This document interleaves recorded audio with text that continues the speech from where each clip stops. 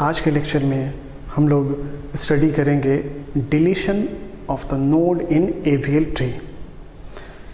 जैसा कि हम लोगों ने बाइनरी सर्च ट्री में डिलीशन को स्टडी किया था, सेम एज उसी की तरह ही इसमें भी डिलीशंस के कुछ रूल्स एंड रेगुलेशंस, इसमें भी वो रूल अप्लाई होता है जो हमने बाइनरी सर्च ट्री में स्टडी किया था कि अगर कोई रूट नोड है और एक लेफ़्ट चाइल्ड है और एक राइट चाइल्ड है, अगर हमें रूट नोड को डिलीट करना होगा तो हमारे पास दो ऑप्शन है।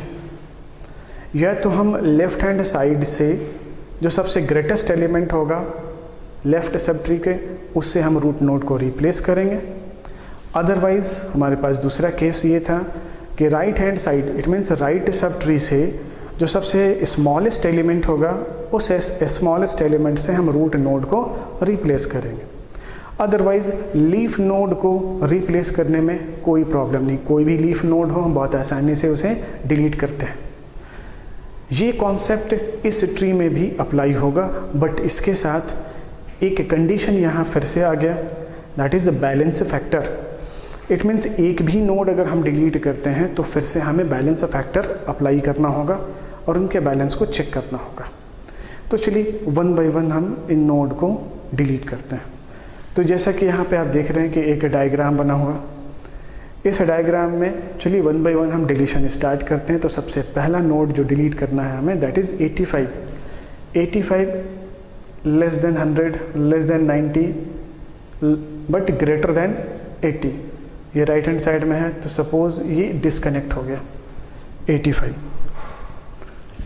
तो इसे हम डिलीट करते चलो। पहला नोड डिलीट हो गया। अब आते हैं दूसरे पोजीशन पे, दैट इज 80।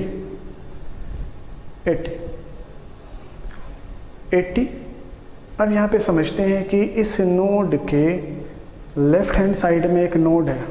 ये वही कॉन्सेप्ट आ गया कि अगर कोई रूट नोड होगा तो या तो उसके एक चाइल्ड होंगे या दो चाइल्ड होंगे। अगर एक चाइल्ड है तब तो कोई प्रॉब्लम नहीं, उसी चाइल्ड के वैल्यू से हम रिप्लेस कर देंगे। अगर लेफ़्ट और राइट दोनों चाइल्ड होंगे तब हम पे डिपेंड करता है कि हम उसे लेफ़्ट की तरफ से अपडेट करते हैं या फिर राइट की तरफ से अपडेट करते हैं। तो चलिए हमारे पास सिर्फ एक ही ऑप्शन है, तो हम इसे यहाँ से डिलीट कर दें और इसे ओवरराइड करके हम कर दें 70। तो ये हमारा दो नोड डिलीट हो गया। अब नेक्स्ट आता है 90। तो ये देखिए 90 इज हियर। अब इस नोड को हमें डिलीट करना है। ये नोड रूट नोड, यहाँ पे एक तरफ है लेफ्ट सब ट्री, दूसरी तरफ है right sub tree. Left sub tree के एक ही वैल्यू, राइट सब ट्री में दो वैल्यू। अगर हम लेफ्ट सब ट्री से रिप्लेस करते हैं तो 90 रिप्लेस विथ 70, और अगर हम राइट सब ट्री से रिप्लेस करते हैं, स्मॉलेस्ट है 95, तो 95 रिप्लेस विथ 90। तो इनमें से किसी एक से हम लोग रिप्लेस कर सकते हैं, लेकिन नोड डिलीट होने से पहले हमें क्या करना था, एक बैलेंस फैक्टर को चेक करना था। तो चलिए इसका बैलेंस फैक्टर तो 0 होगा, इनका 0 होगा, इनका 1 होगा, और यहाँ पे होगा 1 - 2 दैट इज -1। तो अभी भी बैलेंस है और हमें डिलीट करना है 90 को। तो चलिए ऐसा करते हैं, 70 को रिप्लेस करते हैं 90 के साथ, क्योंकि हमारे पास रूट नोड को रिप्लेस करने के दो ऑप्शन होते हैं, either greatest element of the left sub tree and smallest element of the right sub tree. तो चलिए हम यहाँ पे ऐसा करते हैं, इस बार 70 को मतलब लेफ्ट साइड से जो हमारे पास ट्री है के चाइल्ड हैं उनसे रिप्लेस करते हैं। तो अब देखिए ये 90 रिप्लेस हो जाएगा 70 से। तो ये डायग्राम कुछ इस तरह का दिखेगा हमें। 90 भी रिप्लेस हो चुका है। अब चलिए बैलेंस फैक्टर चेक करते हैं, ये 0, ये 1। अब देखिए लेफ्ट सब ट्री 0 और राइट सब ट्री 2, तो 0 - 2 दैट इज -2। अब फिर से हो गया प्रॉब्लम। तो हमें क्या करना होगा, AVL ट्री है तो हमें बैलेंस करना होगा जहाँ भी अनबैलेंस का सिचुएशन होगा। तो ये देखते हैं कौन सा बैलेंस फैक्टर यहाँ पे काम करेगा। ये देखिए राइट हैंड साइड में है और ये भी राइट हैंड साइड में।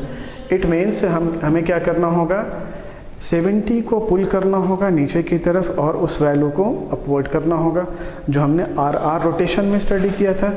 तो चलिए इसे हम यहाँ पे फ्रेश करते हैं। इट इज़ 100, ये 180, ये 150, ये 140, ये एज इट इज़, यहाँ पे कोई भी चेंजेस नहीं हो रहा। और अब हम क्या करेंगे, इन वैल्यू को एज इट इज़ रहने देंगे और आर रोटेशन को यूज़ करते हैं तो 95 ऊपर की तरफ चला जाएगा। ये देखिए 95 यहाँ पे आ गया, 70 यहाँ पे आ गया और 98 इस पोजीशन पे आ गया। अब देखिए balance factor 0, 0, 1, 0, 0, 0, 1 and 2, 1 and 2 it is 0, 1, 2 and 3 और यहाँ पे हो गया 2, 2 - 3 दैट इज़ -1, बैलेंस है। देखा, एक डिलीशन करने के बाद नोड अनबैलेंस हो गया।